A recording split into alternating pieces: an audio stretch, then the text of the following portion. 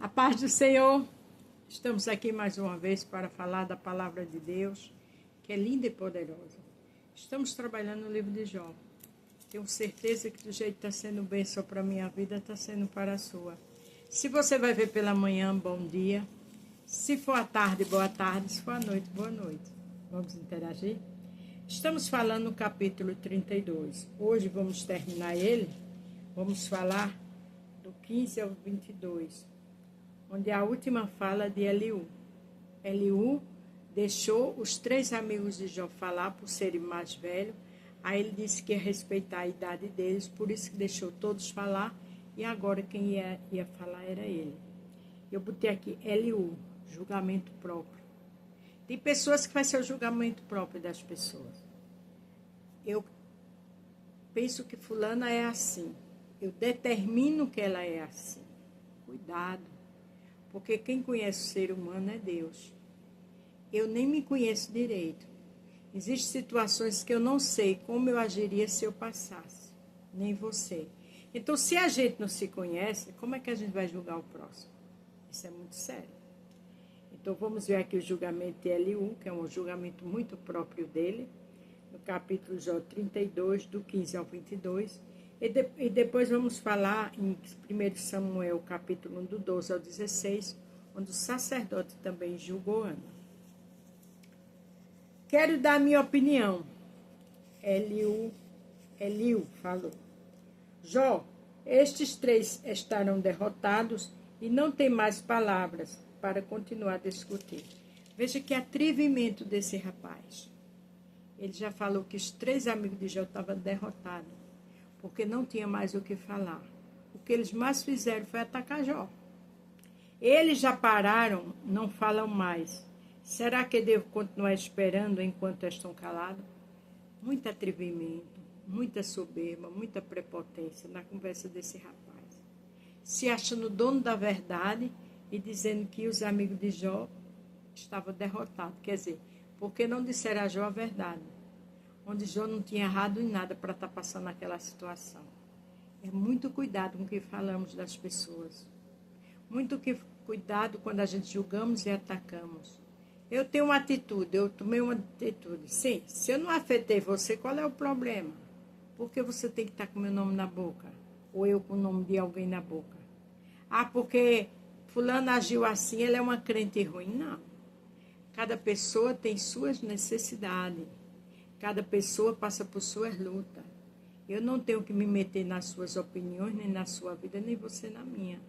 Mas esse rapaz se achou dono da verdade. E muitas vezes imitamos ele, viu?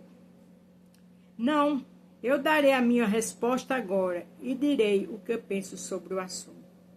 Com muita firmeza, né? Com muita altivez, ele dizendo o que pensava do assunto. Onde quem tinha criado toda aquela situação era Satanás e o próprio Deus sabia disso. E ele não sabia de nada. Nem Jó, que ficava se defendendo, não fazia a mínima ideia de quem tinha feito aquilo na vida dele. Na realidade, ele achava que era Deus, porque a pessoa que ele amava e adorava era o Espírito de Deus. Tenho muito o que falar e já não consigo mais ficar calado. Eu tenho muito o que falar. Falar o quê? Mentiras? Atacar um homem, o qual Satanás que mostrar a Deus que ele ia deixar Deus? Eu não posso ter muito o que falar da vida de ninguém. Eu não posso ter o que falar pelo que eu estou vendo pelos meus olhos. Isso é muito perigoso. Porque tem um Deus que é onisciente, onipresente e onipotente. Está na minha casa e na sua. Se eu não falar, sou capaz de estourar, como um odre cheio de vinho novo. Esse rapaz, ele passou todos os limites, com sua altivez, se achando dono da verdade. Não aguento mais, preciso desabafar, quero dar minha opinião. Quer dizer, ele não aguentava mais porque queria atacar. Ele queria, de certa forma, punir e destruir Jó. Quem é eu e você para julgar as pessoas, né? Não vou tomar partido dessa discussão e não vou adular ninguém. Eu não costumo bajular. Se bajulasse, o Criador logo me castigaria. Eu também não gosto de bajulador. Mas aqui não era uma questão de bajular. Era uma questão de um sofrimento. Onde os amigos de Jó se calaram porque atacaram, mas viram que Jó se defendeu o tempo todo. E pelo fato dele não atacar tanto como esse rapaz Eliú, viu? Então ele chamou os homens de bajulador. É muito fácil ser gigante no meio dos fracos, como diz Augusto Cury. Eu e você tem que estar adorando e louvando ao Senhor. E aquilo que a gente não entende, a gente fecha a boca. É melhor. Aqui em 1 Samuel, capítulo 1, do 12 ao 16, a gente vai ver a atitude de Eli, o sacerdote. Veja o que ele disse no 12. Ana continuou orando ao Senhor durante tanto tempo que Eli começou a prestar atenção nela. Ela estava chorando, estava angustiada, desesperada, estava. Mas pelo sofrimento dela com Penina e porque ela queria um filho. Notou que os seus lábios se mexiam, porém não saía nenhum som. Ana estava orando em silêncio, mas Eli pensou que ela estava bêbada. Pensou. Pensar não é ter certeza. Mas ali foi o sacerdote, já teve ela como embriagada. O que me chama a atenção é que pessoas que julgam muito as nossas vidas, elas não mandam nem na sua casa. Porque Eli, os filhos de Eli foram castigados por Deus, porque estavam se prostituindo e Eli ficou em silêncio, era um sacerdote também. Quando ele sabe da notícia, cai para trás e quebra o pescoço. Ora, é muito fácil julgar, é muito fácil pensar que Ana estava embriagada, mas no lado dele ele não tinha autoridade. Primeiro, a gente tem que cuidar do nosso lar. A Bíblia diz, primeiro, tira o cisco que está no teu olho. Não é sério, veja como a Bíblia diz, perdão. Primeiro, tira a trave que está no teu olho, para depois olhar o cisco do irmão. Mas às vezes a nossa trave está tão grande, não se tem moral em casa, sabe? Mas está acusando. E está acusando as pessoas e a pessoa não fez nada. De repente agiu e na sua vaidade não aceita o que ele ou o que ela fez. Cada um tem sua vida. A gente deve satisfação à igreja, com certeza, e à sociedade, da nossa dignidade.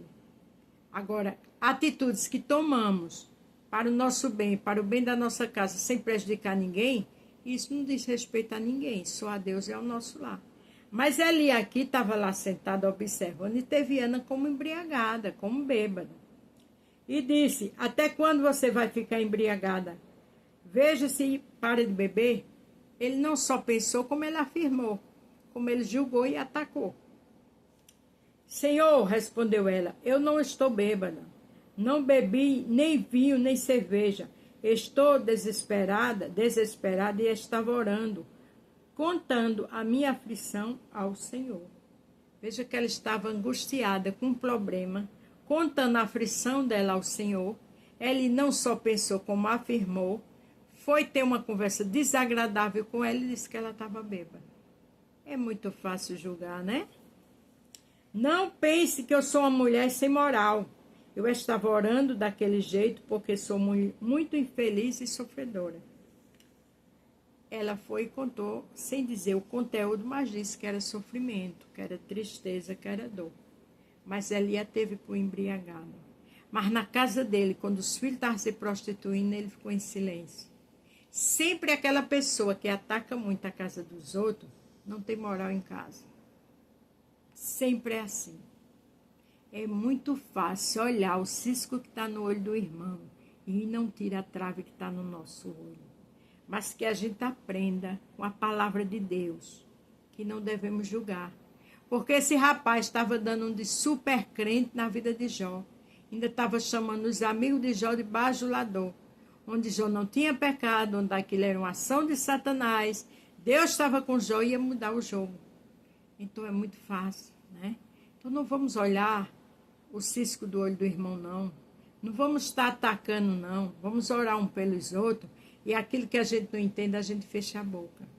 Porque Deus é o juiz. E Ele vê todas as coisas. E Ele conhece cada história. E se você for injusto comigo ou eu injusta com você, pode ter certeza que na hora certa a mão dele cai sobre nós. Amém? Lembre-se, o julgamento de Eliú era o seu julgamento próprio. A gente não pode ter esse julgamento próprio.